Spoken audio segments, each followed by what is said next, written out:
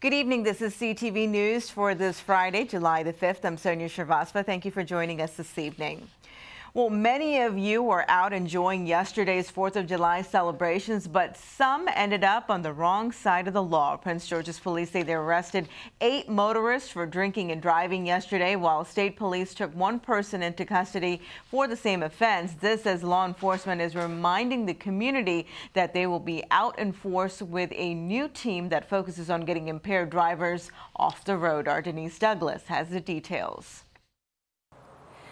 The name of the team is the State Police Impaired Driving Effort, or SPIDER for short. You can see it right there. And let me show you, these are the state troopers who are part of it.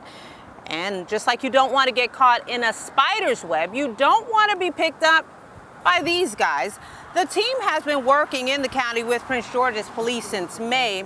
Their focus is to get drivers who are drunk or impaired by any other substance off of the road. In terms of arrests, they have taken 254 drunk drivers off of the road.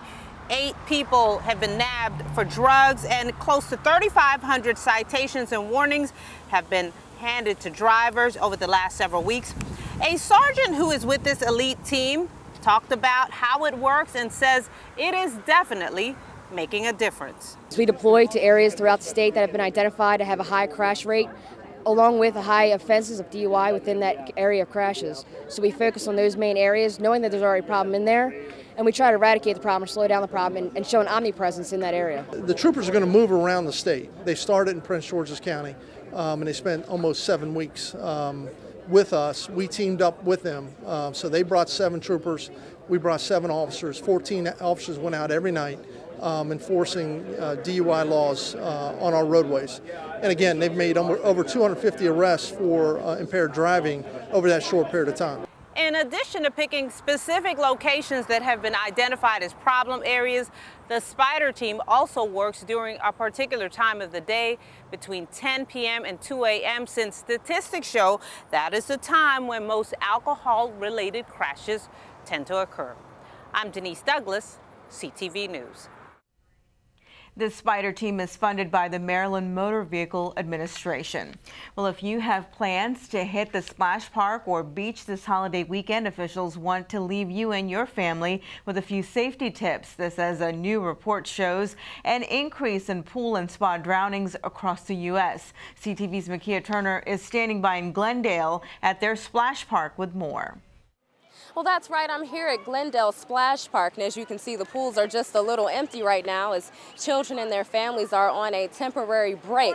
Now, some alarming statistics for you here. The National Consumer Product Safety Commission reports that on average 26 children across the U.S. drown in a pool or spa over the 4th of July holiday weekend. Now, annually, we're told that that number increases to about 300 children. We spoke to a local official today who has some tips for you and your family. The first thing that they can do is parents can get their kids in swim classes. That's the #1 thing.